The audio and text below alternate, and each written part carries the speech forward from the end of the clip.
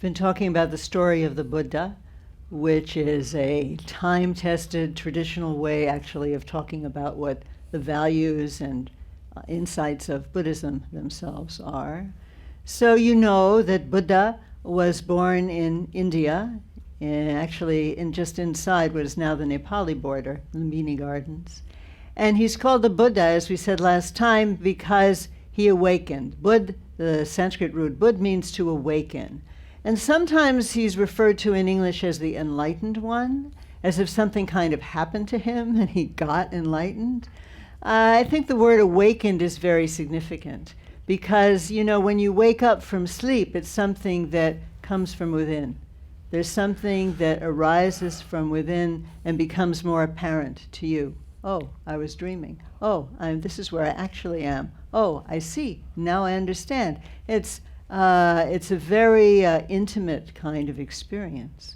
And so the Buddha awakened, and what he awakened to and how he awakened and why we should want to similarly awaken is really the pith of understanding what Buddhist traditions and literature are all about. So what was the Buddha doing there? We said last time that there was a kind of meeting of the celestial beings in one of the great heavens, and it was determined, the Buddha determined that he really ought now, after he had been practicing and honoring other enlightened beings for 72,000 kalpas, for a long, long time, and this already tells us something. He became a Buddha because he was able to honor something that is central to the experience of becoming awakened. He honored other awakened beings. And that is why traditionally, particularly in Buddhist temples of a later tradition, we have many, Jasper was asking about this earlier, we have many images you see here of enlightened Buddhas. There's more than one. Shakyamuni Buddha was the historical Buddha. But in the Buddhist tradition, particularly in the tradition that develops later, about 500 years after the Buddha's birth, it's believed that there are infinite Buddhas. Infinite. They're all over the place, everywhere actually. And we too are invited and encouraged, and in fact it is assumed that we too can become awakened. And that's what it means to become a Buddha. So our Buddha, Shakyamuni Buddha, determined that he would descend now into the womb of his mother, Maya. So this is portrayed in all the stories of the Buddha as a very conscious decision. And it's a kind of offering to the world also, because you may remember last time, in many of the stories of the Buddha, they say that none of the other would-be, could-be Buddhas wanted to come to this world. It was considered particularly problematic and kind of like a hardship post, you know. But Shakyamuni, the one who we now know as Shakyamuni Buddha, I'm going to go. And everyone was delighted, all the heavenly beings praised him. And so we see this moment in the Buddha's decision to descend, to come down to our world in order to benefit the people in this world, the beings in this world. So right away we see that compassion is the motivation of the Buddha for coming into this world. And the day of the Buddha's descent is celebrated in the Buddhist tradition, and lo and behold, the day of this descent is Tuesday, which is a teaching Tuesday for us, and so we'll do something a little special on that day. So Buddha descends, he enters his mother's side. Maya, she has a glorious dream of a white elephant entering her side, and she has no pain and no difficulty. And when he's born, he's fully clothed when he's born. And he takes 7 steps. And he declares various things in different versions of the tale. In one of the most classic, he says, I have come here to benefit all beings. That's why I'm here. In this life, I'm going to actually complete my process as a Buddha. Now, this statement and this kind of pageantry, because in fact, in his lifetime, he does go through stages of practice and become a Buddha. And the question that develops later in the tradition, later in conversations about the Buddha, is what exactly was really going on? Was he just an ordinary person when he was born there in the Lumbini Garden? And then through his great effort, his great meditation, his very good karma, which he had accumulated through countless previous lives of practicing, actually, developing virtue, doing kind things, giving his body, famous story, he gives his body to the mother tiger because her little ones are going to starve. She doesn't have milk for them. This is in a place called Namo Buddha, very exquisitely beautiful place in Nepal. These are known as the Jataka tales. They're wonderful children's stories, actually, the birth stories, the 500 pure and 500 impure births that the Buddha had. And in the pure births in particular, he did acts of great generosity, saving lives.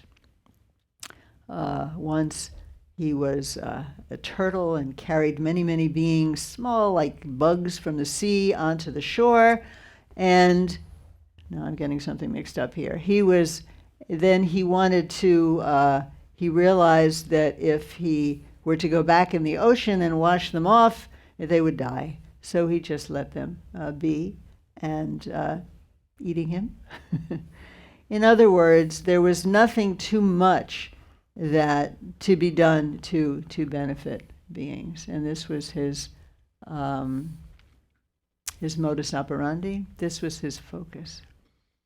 So in the early traditions of Buddhism that immediately followed the Buddha's birth in India, it was felt that he was, in fact, an ordinary person just like us and was, successful in becoming illuminated, enlightened, fully awakened in that life.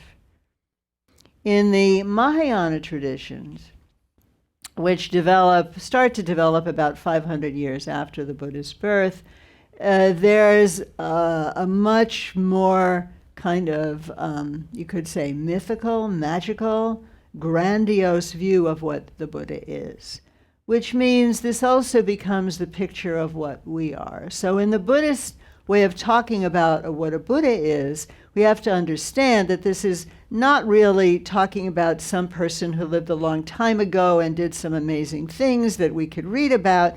For in the Buddhist tradition, much like in the Christian tradition, much like in any religious tradition, when we talk about the people who are exemplary in that tradition, we're really talking about what we can be, what we can manifest. And we're also, particularly from the point of view of the later tradition, we're talking about what we actually are already, but we don't know it.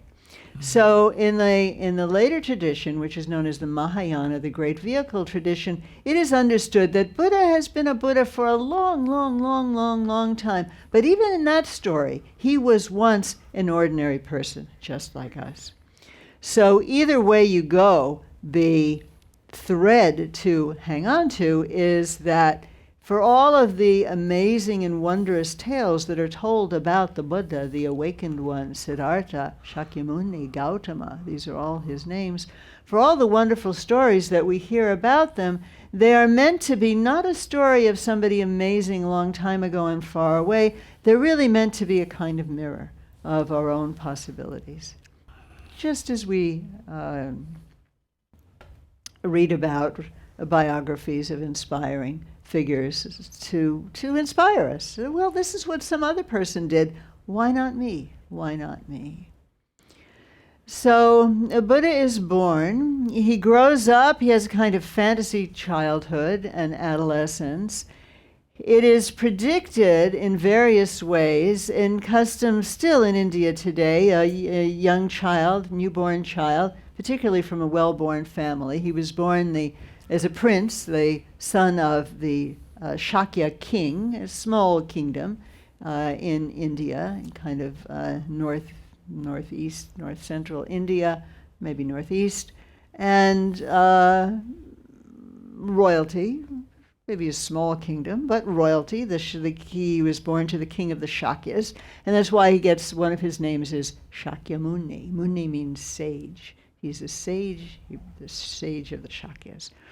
So, still today, as was done then, when a child, particularly to a good family, is born, you go to a seer, somebody, an astrologer, somebody who can tell you what this child will be. And according to some versions of the tale, there are two apparently divergent prophecies. One is that he will become a world-ruling monarch. He will become successful in a worldly way, you could say. That's one way of interpreting that story.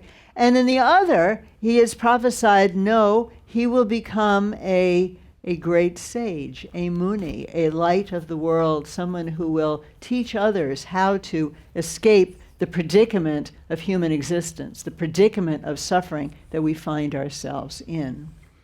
And so these two possibilities seem to be open before him. Since he comes in order to benefit the world, he is really, as it turns out, interested not so much in the world monarch thing, although that is his father's preference. And when I speak of this to my ambitious undergraduates at Rice, they often face similar conflicts, actually. Their parents want them to go into engineering, medicine, computers, and sometimes that's not exactly what they want to do. So this is an age-old tussle. Are you going to follow your heart, follow your spirit, you might say? Are you going to look for some kind of worldly success, or are these in the end not really in conflict? So the idea that there's some kind of conflict between worldly success and spiritual maturity has its heyday, you might say, during certain periods of the Buddhist tradition. Remember, Buddhism is a tradition that comes from India and then spreads all over Asia, and gradually, of course, nowadays, all over the world. And in the early part of Buddhism, and early Buddhism, or what we now call Theravada Buddhism, is really very quickly went from India south to Sri Lanka, Thailand, Burma, Vietnam, Cambodia, Laos, all of these countries, India itself, it was very strong. And then in, as I said, about 500 years into after the Buddha's lifetime, what is called the Mahayana, or the Great Tradition, develops. And in that tradition, which is mainly the traditions that we teach about here, although these early traditions of Buddhism are absolutely foundational to the entirety of the path and practice of Buddhism, so it's not like we leave them out. But the Mahayana traditions are those that developed later in India and also went over the hills, so to speak, and down across the Silk Road and over the sea to China, Japan, Korea, Nepal, Tibet, Mongolia, much later from Mongolia to Russia. These are the Mahayana traditions. And in the Mahayana tradition, the Buddha is seen as someone who, in fact, unifies and shows the way for us to unify concern with worldly things, because we have responsibilities, we especially, we're lay people, and a very, very deep, anchoring, axial focus on spiritual development. This is really the model of the Buddha that seems particularly relevant to us here as lay people. And we try to offer the practices that we offer in a way that in fact allows us to engage in this profound spiritual development, and at the same time bringing that to bear on our worldly activity rather than to see these in conflict. So the human predicament, as we saw last time, quoting this 18th century Tibetan version of the Buddha's life. The predicament is that we're all, in essence, naturally luminous. I read this last time, but some of you weren't here. And yet, this luminosity, symbolized by the candles that we have around here, this natural luminosity that we have, to which we are ever have the possibility of awakening, right now we're dim. We have a dim unknowing. We don't see what we really are. And so we are caught. We are trapped in a snare of cycling again and again through what the Buddhists call sickly existence, sickly existence, a cycle. And we've talked on our Teaching Tuesdays about what the cycle really is. It's not some kind of magical thinking or mythical idea that has nothing to do with us. If we look at our own lives, we see that we have repetitive patterns. How often have we said to ourselves, I've done it again. You know, I've lost my temper in exactly the way that I've done so many times before, has ruined so many moments and even relationships, and now I've done it again. I've been late again. I swore I wouldn't procrastinate, but I'm doing it. I've been pushing people away in subtle ways with my charm and good humor, but never really letting them close. For example, we all have our repetitive patterns, and this is cyclic existence. We can't get out of our patterns. We can't get out of our reactivity, and we do it again and again and again, and Western psychotherapy talks about this, Buddhism was talking about this, and if we look into how we behave in our lives, we see that we too have this sort of proclivity. And where does this come from? So in his first teaching, Buddha, having awakened to, he had some visions the night of his enlightenment. He had challenges to his awakening. And if you see the movie The Little Buddha, this is a particularly lively scene where the Maras, so-called the Maras, the demons, basically distraction. It's a very good vignette of what happens when we sit down to meditate on our breath.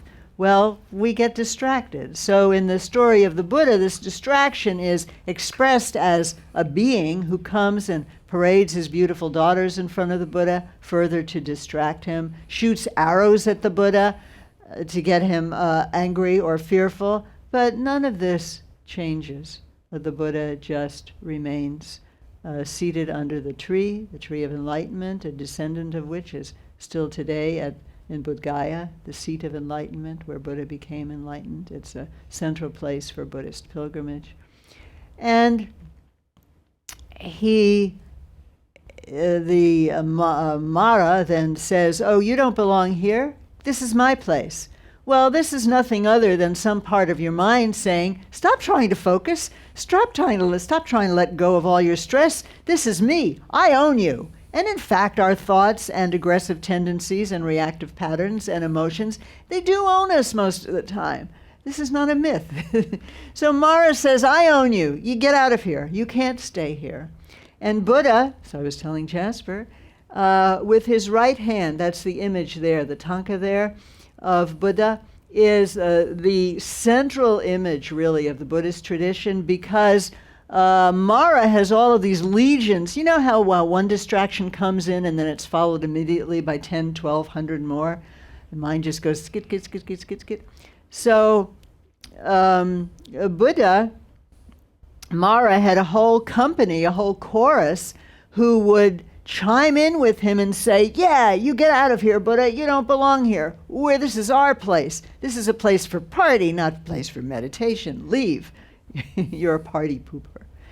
And Buddha, and then what are you going to do? Buddha doesn't have anybody around him who can speak and defend his position. So in this famous gesture, with his right hand, he touches the earth. And the earth herself. And in some versions of this image, there's actually an earth goddess. So some feminine expression there peeking out sort of from under the ground. I don't think it's in that image. But he touches the earth, and the earth trembles a bit. Such is the rapport between Buddha and the environment and the support that he gets from the earth, confirming his right to be here. He is here, and he stays, and the demons vanish, and he sits, and he has some visions during the night. He sees beings dying and being born, dying and being born. Endlessly, not just being born and dying and being born. He sees the repetitive process of birth and death. You might prefer to understand that metaphorically. In the Buddhist and Hindu traditions, this is understood as very real. And the understanding of what consciousness really is as it develops in these traditions has a very precise discussion of how it is, what it is that transmigrates. We're not going to get there today, but just want you to know it's there. And he sees also that this process, the kinds of lives that people have, the kinds of deaths that they have, isn't accidental. This is a big insight. It's not new to him. It has been part of the Indian religious genius for a long time already. The karmic cause and effect process, that actions that we do create effects. That's not so far-fetched. You know that if you, rag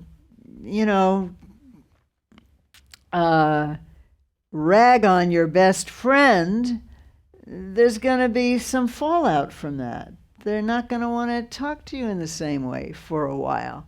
We know that our actions have effects. So karmic theory is that actions have effects, and these effects continue, and they keep us on the chain, the cycle of cyclic existence. So in short, what Buddha understood was that yes, we suffer because of our dim unknowing and our failure to recognize what we really are. We do suffer, but that suffering has a cause. The suffering has a cause, and just like when you go to a doctor to try to figure out why you're sneezing, is it an allergy? Is it the flu? And when you know what it is, then you know what to do.